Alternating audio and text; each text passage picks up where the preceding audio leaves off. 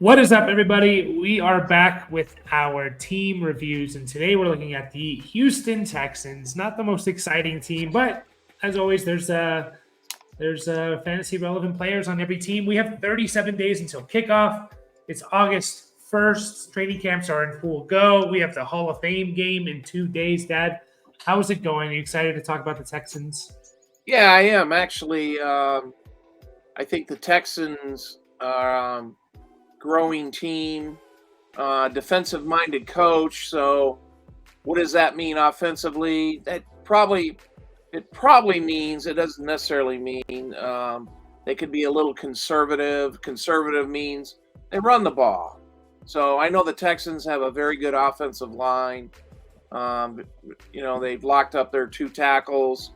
Their interior guys on the offensive line are one was a first round draft pick last year, and some decent running backs. So we'll see how that equates to fantasy football. Yeah, definitely. I mean, there's going to be a couple guys at least, and going back to the Hall of Fame game, which is in 2 days. I know a lot of people get excited for it, and then everyone says like, 15 minutes in, you don't care. But what's nice about us going over the draft prospects like we did, we get to see some of them in the game this week. I mean, a couple. There's guys like Cedric Tillman who we looked at. It'd be nice to see Jerome Ford, the backup for Nick Chubb, kind of what he does. Dorian Thompson Robinson, the quarterback out of UCLA, we should see a little bit of him. So there's always guys to pay attention to.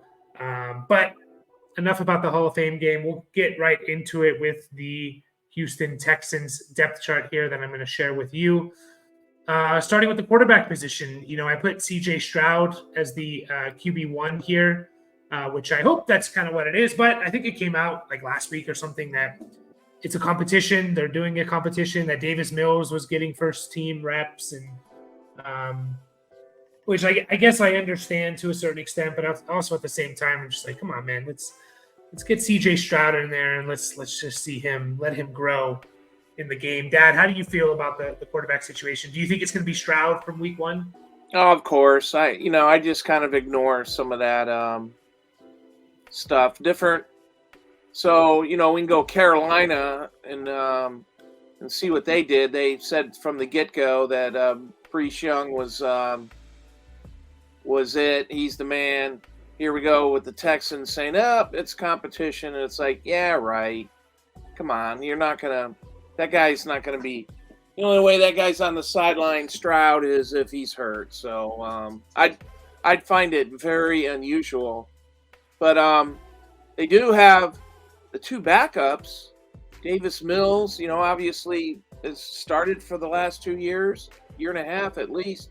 Case Keenum, I think guy's been around and won a playoff game and stuff like that. So that's probably maybe out of respect to those two guys or something like that. But he's going to be playing. Yeah, and I get it with the Carolina situation. Bryce Young, his backup is Andy Dalton, and Andy Dalton at this point in his career is a backup. Whereas I guess in this situation, you'd have Davis Mills, who looked good his first year starting. I think he started 11 games and looked decent, and that's what basically gave him the starting job last year. But then he took a step back, tied for the league lead in interception. So I hope it's C.J. Stroud. In terms of fantasy, I don't really find. I don't think C.J. Stroud is going to be that relevant this year. Just rookie quarterbacks in general are not very relevant. I know we have 3 potentially starting week 1 this year. Stroud didn't. I don't know. It's an interesting situation. He didn't run a lot in college. I don't think he's a big runner. He reminds me more of like a Tannehill style runner than anything. Like Tannehill can run and is athletic, but he's not a big time runner or anything like that. I don't know how much Stroud's going to be giving you rushing, which is going to hurt his his fantasy, his rookie year especially. Like I see him best case scenario like a 20 touchdown type of season, and maybe 3,800, 4,000 yards or something, which would be really good for a rookie year, but not so much in the fantasy world. I don't know. Do you see it differently, Dad? Do you want to take a shot on him maybe in like one quarterback leagues as a backup and see what happens? Or No, not really. I mean, if I had to, he'd only be playing, on a bye week or something like that. But in a dynasty situation or a multi-quarterback league, of course, this guy was for rookie drafts. He was drafted really early. The redraft leagues, I don't know. If you want to try it, have at it. Don't forget there's 32 quarterbacks. Last year, there was a ridiculous amount of quarterbacks hurt. I think they played NFL wide. There was well over 60 or 70 different quarterbacks that started a game. I think 64. That's crazy. So, have to see what happens in the future. Yeah, it was 64, so that was the record there. Yeah. I mean, 2 quarterbacks, he definitely deserves to be on a, super flex, whatever. He deserves to be on a roster. He's going as quarterback 24, 167th overall. So in a 1 quarterback league, he's a waiver wire pickup if he does hit and have a Justin Herbert, Baker Mayfield type of rookie year. So, but beyond that, we'll move into the running back position. I think kind of an interesting group here. We got obviously the offseason rookie training camp darling of last year, Dameon Pierce, who really made a name for himself and kind of took over that backfield very early on. They also brought in Devin Singletary from the Buffalo Bills. And I think it's an interesting move. So we have Dameon Pierce, Dad. He is going right now RB 18. So people are looking at him as, a solid RB2. And he's going 46th overall. And this is in half PPR. No, that's in standard. Let me switch to half PPR since that's what we roll with. 44th overall, RB19. So basically what that's saying is you need to take him in the 4th round if you want to get him potentially. Are you comfortable with Dameon Pierce in the 4th round? In a 4th round? Yeah, I don't know. I like Dameon Pierce. I think he's decent running back. He had an okay year last year. 4th round, yeah, I don't know. That's kind of pushing it a little bit, I think. Well, let me ask you if he's going in a similar range to Miles Sanders and J.K. Dobbins. Do you prefer those guys over Dameon Pierce? Yes, I do. Dobbins. Okay. Dobbins, I don't know. It's kind of having a weird situation too. That might be contract related, But the other guy that you mentioned, I would. Oh, Miles Sanders. Yeah, I know he's going to be the guy.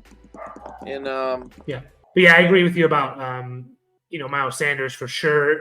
J.K. Dobbins. We'll see if he's there and has gone through a training camp and stuff like that. Then I'm more in on J.K. Dobbins as well over Dameon Pierce. Yeah, I wasn't super in on Dameon Pierce last year. He did have a good year. I'm not going to deny that at all. If we look at where he finished for running backs, he finished RB 27, but he missed the last 4 weeks. He averaged 11.6 points a game, which is right around Ezekiel Elliott, DeAndre Swift, Leonard Fournette, Najee Harris range. So he was solid. He wasn't amazing. I mean, I am a little worried about. So now you got a coaching staff that comes from the San Francisco style. We know San Francisco, besides until they got McCaffrey, even with McCaffrey, they were mixing in their running backs a lot, multiple running backs. Again, even with McCaffrey, when Elijah Mitchell was healthy, Elijah Mitchell, I think, was like on par with the amount of carries, at least he was getting. Obviously, McCaffrey has the catches, but Elijah Mitchell was getting a lot of carries last year. You know, it wasn't just like, oh, we have McCaffrey, that's all we're going to use now. That's not how San Francisco operated. And now you got this coaching staff coming over from San Francisco. How much is Devin Singletary gonna play into into this backfield? You know, Devin Singletary last year, I think it surprises people. You know, he caught almost 40 passes, basically 3 straight years. He has almost 40 catches, which is really good for, you know, pretty solid for a running back. So I'm a little worried that Dameon Pierce is just going to get a lot of rundown work, and Devin Singletary is going to get more of the catches.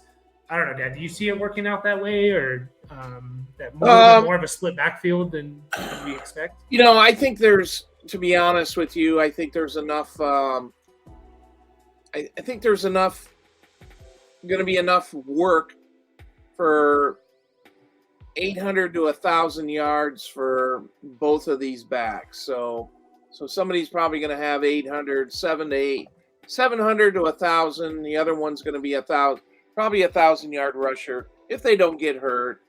Wow, who's catching the ball out of the backfield? You know, that's kind of another story. I mean, Dameon Pierce got 30 passes last year, so Singletary, you know, he's caught passes out of the backfield in Buffalo, so that's going to be kind of a toss-up there.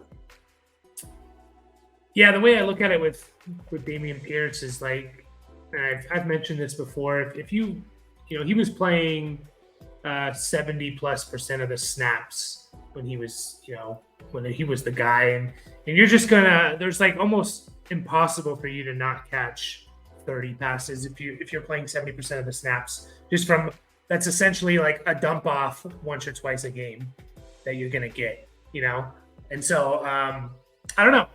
I'm a little concerned about taking Dameon Pierce 4th round when I do think Devin Singletary is going to play into this backfield a little bit more than people are kind of projecting right now. And so when you say J.K. Dobbins, I think is going to get more of the backfield work. Miles Sanders is going to get more of the backfield work. Even guys like Cam Akers, who are going a little further down, James Conner, those 2 guys are going to get most of the backfield work, in my opinion. Whereas I can see this being like a 55, 45, 60, 40 split where Devin Singletary is getting more catches. So Dameon Pierce really is going to have touchdowns. And I'm just not super comfortable with taking that in the 4th round. That's a high draft pick. You need that guy to hit.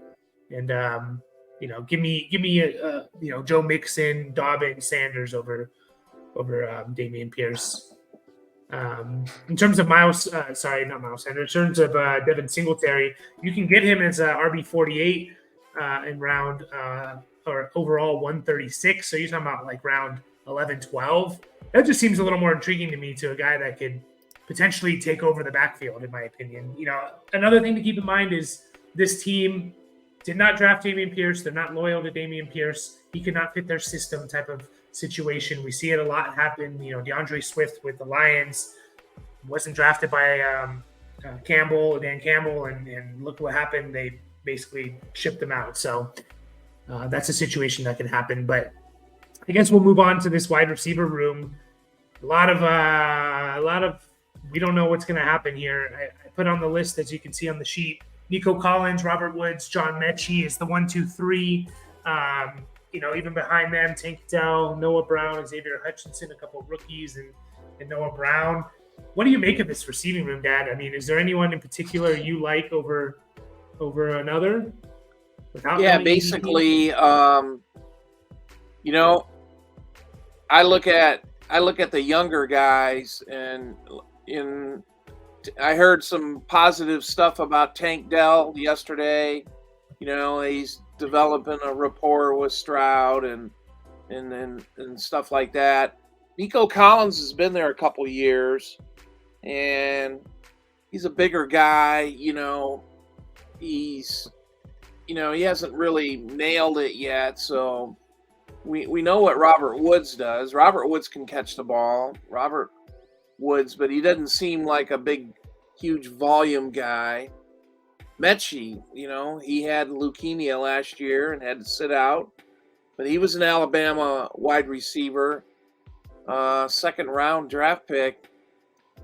I mean, that guy could, if you could get Mechie and Tank Dell, producing and stuff like that, this would be a good receiver room. Yeah, it's tough. It really is, because so right now the highest drafted receiver is Nico Collins, which makes sense because, like you said, he's flashed, third round pick going into his third year. But the fact of the matter is, he's never put up 500 yards in a season, and the track record for receivers who don't put up 500 yards in their first 2 years is not very good. But that he could be an exception to the rule type of thing. So yeah, he's going 154th overall. That's the highest drafted receiver, which is essentially saying the number one receiver on the Texans is going around 13, almost 14. So all of these guys are almost free. Beyond that, I don't even think Woods, Mechie, Tank Dell are even getting drafted. Essentially, they're like waiver wire pickups. So I'm fine if you want to take a shot on one of these guys. If we do think Stroud's going to be a solid quarterback, if he does have that 20 touchdown, 3,800, 4,000 yard season, someone's going to produce. Someone's going to be fantasy relevant. We don't know who. Is unfortunate, right? It'll be interesting to watch this in the preseason because Nico Collins has flashed. He has the size. Robert Woods is that old veteran who, came off an ACL last year, did not look very good. But the year before with the Rams, he had a stretch where he was like a top 10 receiver, and then before he tore his ACL. John Mechie, you mentioned it, second round pick. I think he's projected as a slot guy. Could he be the favorite target for Stroud? We don't know. Tank Dell, another third round pick, I believe. I think Stroud specifically told the Texans that he wanted Tank Dell on his team. I really like Tank Dell. I think he's awesome. He's very, very small. He's like under 170 pounds, but he can get off the line of scrimmage better than anyone. He can run routes as good as anyone in this draft class. And is he going to be able to handle, the physicality part of it, right? Yeah, what were you going to say? He plays bigger, one of the pre-draft. If you watch some of the video of him, as we did, the guy kind of plays bigger than he really is. So yeah. I know when you get to the NFL, things are a little different, but we'll see. Maybe, like a big tough guy or something, but small package. Oh, you're right. And it's good that it is playing at Houston, and it is, it is college, right? But it's good to see him. He does play bigger, and he was a red zone guy. He scored 17 touchdowns last year. He was a red zone threat, even at his size of 5'10", 155. I think he's a little bit bigger than that. I think he's more like 165. But I'm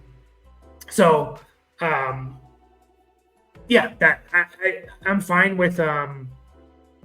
with taking a shot here on someone. I really am.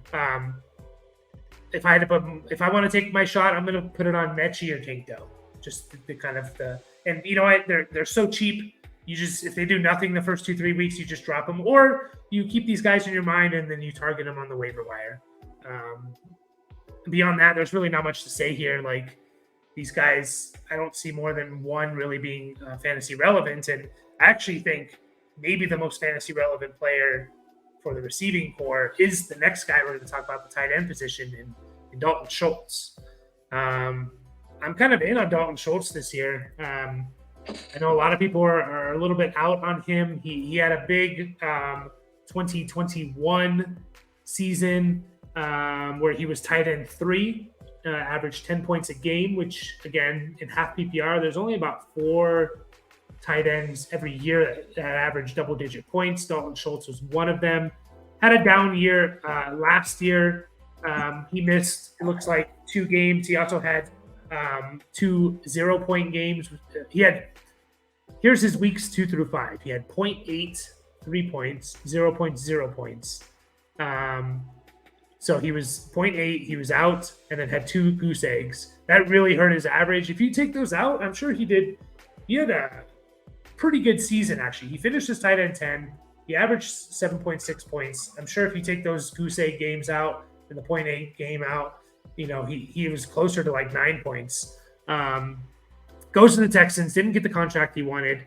I made a video about this. To me, there's 5 guys in the NFL that have a 50% or better chance at leading their team in targets. It's Kelsey, it's Andrews, it's Waller, it's Pitts, and it's Dalton Schultz. He's the 5th guy.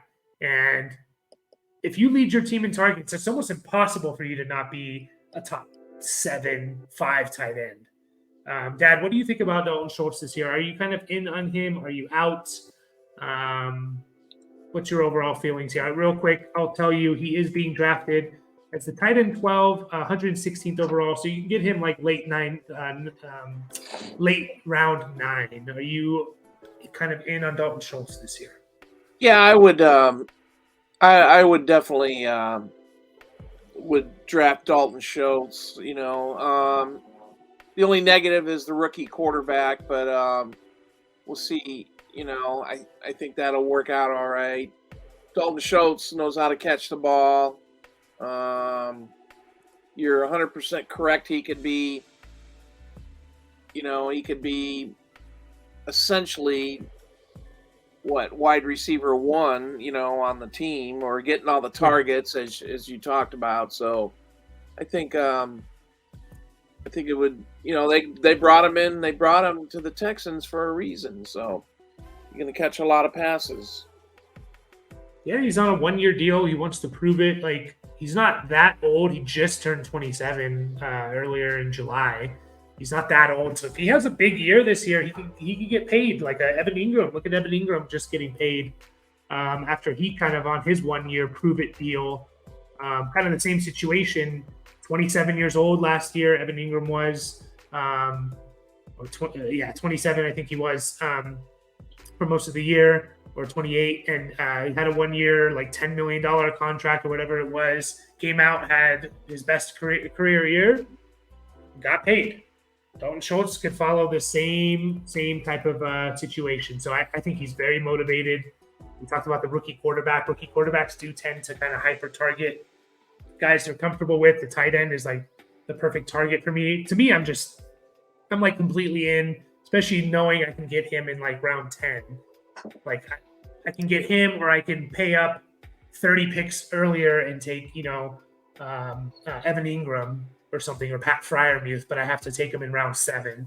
It's like, give me Dalton Schultz in round 10. The guy can lead his team in targets, which those other 2 that we mentioned, Fryermuth and Ingram, I don't think they will, barring injuries. So yeah, all in on Dalton Schultz. I think people should be all in on him too. So, surprises with the Texans this year, Dad? Are we going to have any surprises, like record-wise? You think they're going to finish bottom of the league, bottom, I don't know, 3rd, 4th, top 5 worst team in the NFL? What do you think? Yeah, if they win 6 games, I think they'd be lucky, but that's kind of where I think I think they're going to be very competitive. So, when they say, you got to learn how to win. Well, learning how to win means don't make mistakes to lose the game and things like that. So, I think conservative offense, but the running backs will be relevant. So games will have to be close, but I don't see these guys. I don't know, 7 games would be a good season. So that'd be fantastic for them, I think. I'm kind of the same. I mean, they aren't in the worst division ever. Like, they could win games in that division, but I do think they got to be competitive, and you got to see growth out of Stroud. That's what they're looking for this year. Be competitive, see growth out of Stroud. So that's all we have for the Texans. Not a whole lot of fantasy relevancy here. Maybe the Dameon Pierce, Devin Singletary, and Dalton Schultz. Take a shot on one of the receivers if you want to.